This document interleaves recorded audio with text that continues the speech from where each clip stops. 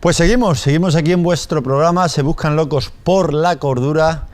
Y cuando decimos que se buscan locos por la cordura, pues es eso, es como se dice, ¿no? Pues buscar locos por la cordura.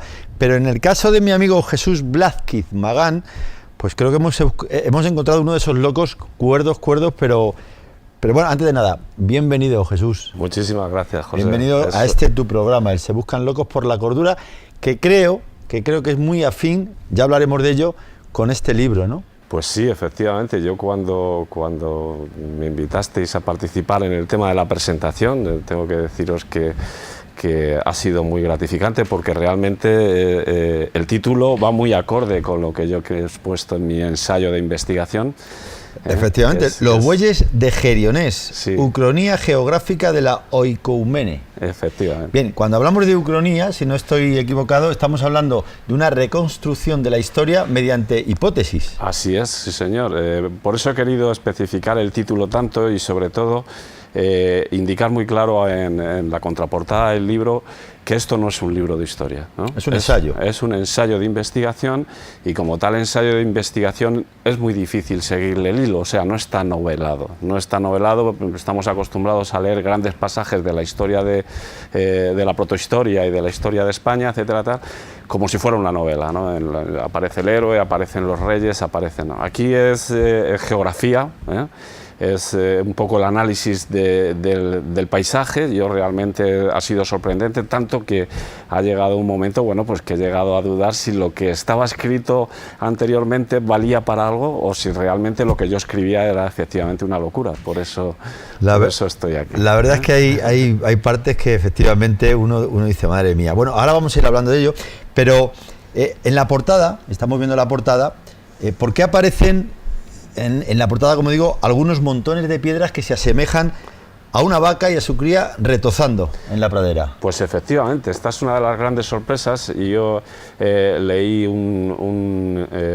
el trabajo de fin de grado de una estudiante de la Universidad Autónoma de Madrid, doña Mercedes Planas, a la que saludo desde aquí porque realmente es una literata, por así decirlo, totalmente desconocida en el ámbito de la historia española, en el cual decía que en el norte de Madrid había un castro arévaco. Bueno, pues los arébacos, como todo el mundo sabe, responden a una morfología de gente que durante la protohistoria la protohistoria de España, pues fueron los famosos que lucharon en Numancia y en otras batallas inmensas y pues, se consideraba la raza íbera más autóctona y más valiente, ¿no? Por así decirlo, los más duros, aquellos bárbaros que vivían en las montañas, ¿no?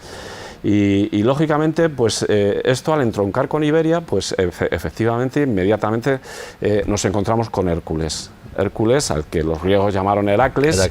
Y efectivamente es su denominación más antigua es Heracles, ¿no?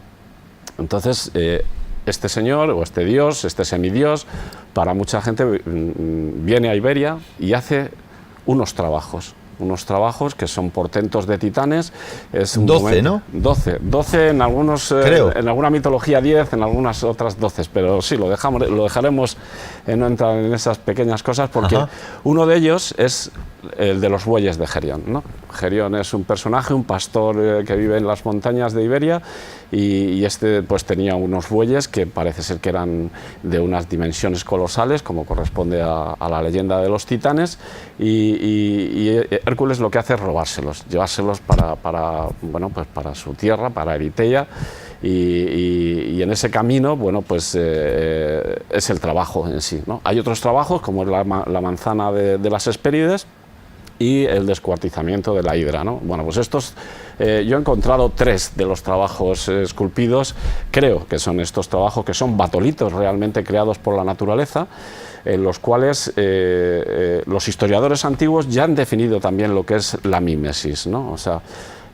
no es la primera mímesis que se va a encontrar en lo que es referente a la protohistoria de España, porque hay otra realmente que es más conocida, más popular, pero que se ha perdido un poco el valor profundo. Me gustaría hacer lo siguiente, porque claro, hay mucha gente que nos está viendo.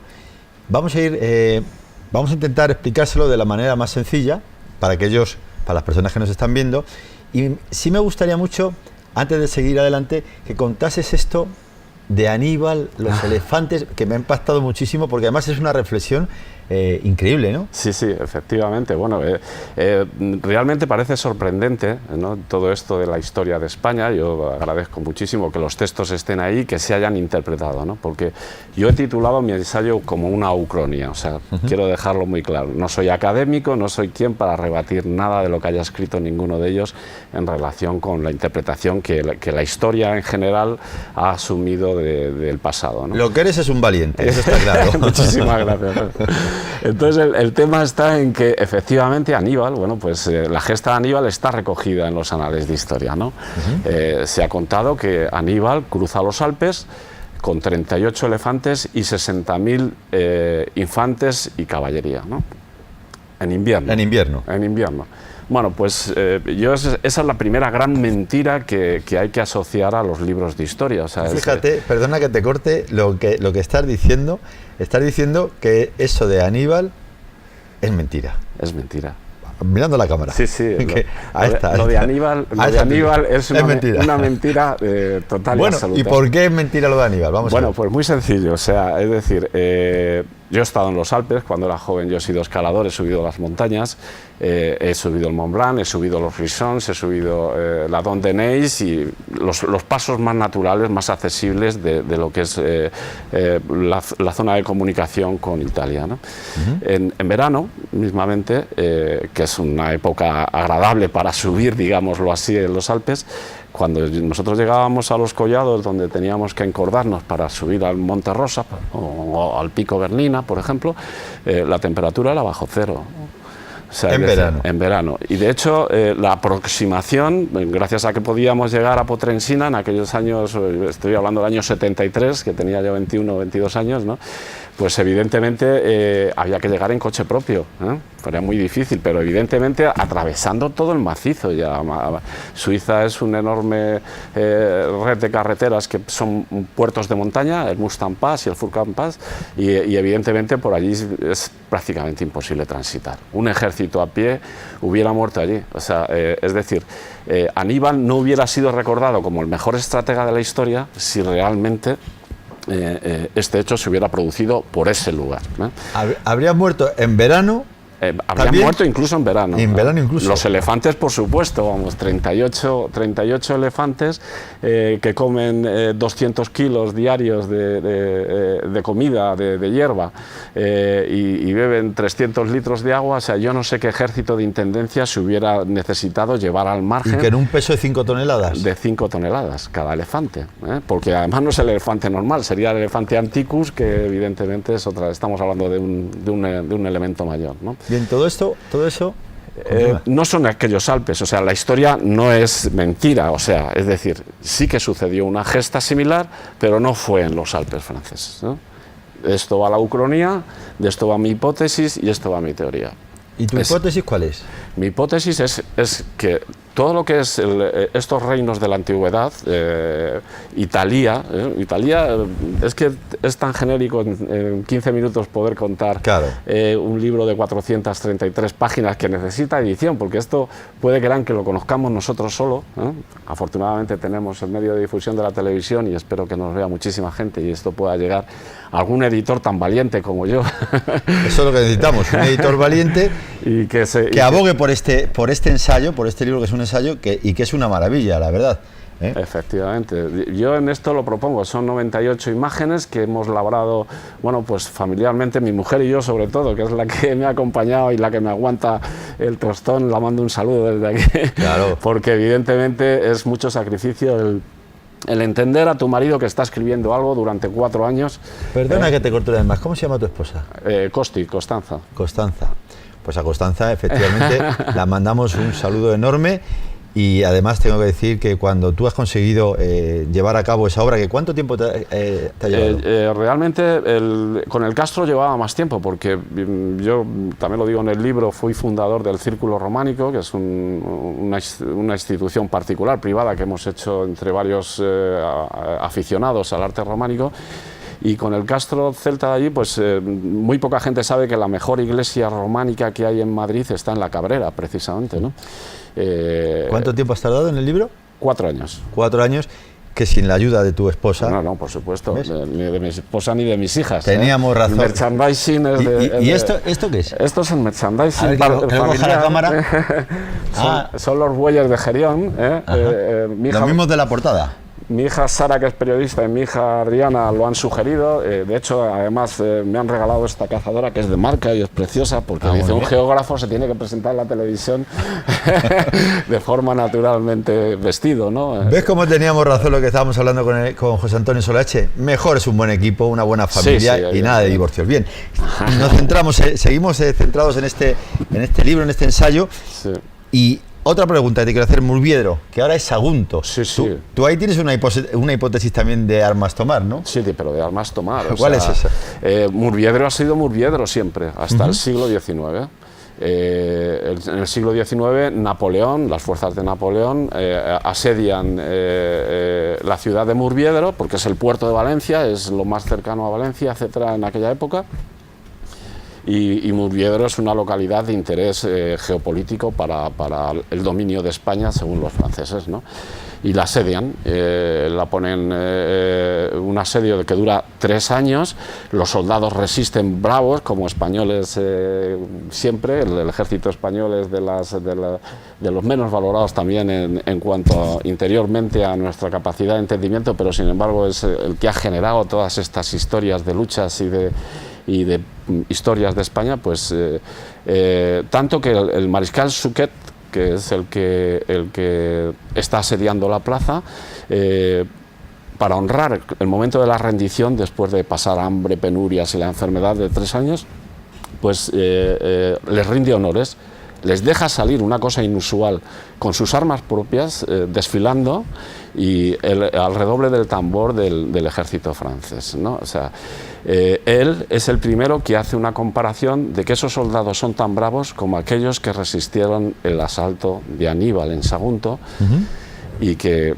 por eso les rinde honores, ¿no? Entonces, a partir de ese momento existe como digamos, un terremoto en el mundo académico hispano, y entonces estamos en 1805 o 1810 y evidentemente en aquel momento la ciudad deja de llamarse Murviedro.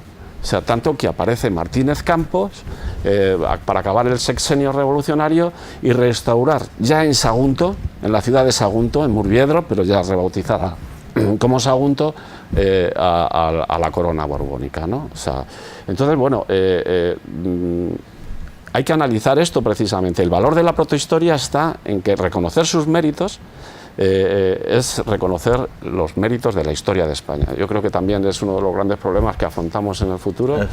Y en la quiebra, sí. Y en la actualidad. Efectivamente.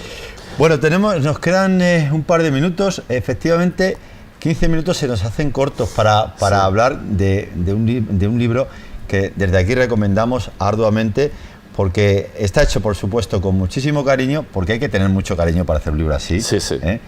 Y que bueno, que en otra ocasión esperamos, a ver si en otra ocasión podemos hablar un poco más largo y tendido, porque en los 15 minutos no me he enterado. O sea, no me he enterado, me refiero que hay muchísimas cosas más sobre las que podríamos hablar del libro. Me gustaría muchísimo que me invitaseis a otra edición del tema y bueno, pues estaré encantado de enseñar más fotografías, más imágenes, porque realmente todo esto hay que conocerlo. O sea, todo esto hay que conocerlo. ¿Y cómo pueden conseguir las personas que no lo saben, cómo pueden conseguir el libro? Pues para poner aquí el faldón. Lo primero yo he tenido que hacer de mi pecunio, por así decirlo, ¿Te has autofinanciado? Una edición particular de 50 ejemplares. Lo he llevado a la Sociedad Geográfica, estoy intentando meterlo en patrimonio. La alcaldesa de Madrid ha dicho que a través de su secretaría técnica va a recepcionar uno de los ejemplares. Desde aquí también le mando un saludo. Los alcaldes de La Cabrera y de otros pueblos de la sierra me lo han admitido también. Muy bien. Y en ello estoy.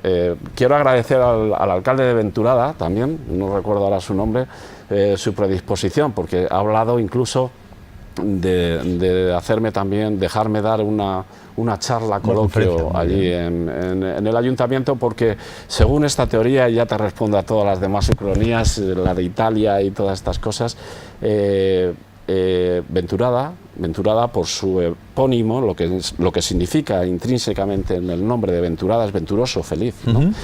Y Venturada, desde las hipótesis siempre de mi ucronía, de mi ensayo, vuelvo a repetir que no estoy sentando cátedra de ninguna de las maneras, es Tarsis, aquella Tarsis que hablaba... Sobre eso sí que tenemos que hablar largo y tendido, sobre la Tarsis de tiempos bíblicos, sobre la Tarsis de Salomón, etcétera, sobre la Tarsis de los monos, los pavos reales, el cobre, todo eso. Las naves de Tarsis. De las naves de Tarsis, o de Tarsis, que se quiso escapar Jonás por no ir a predicar a Nínive.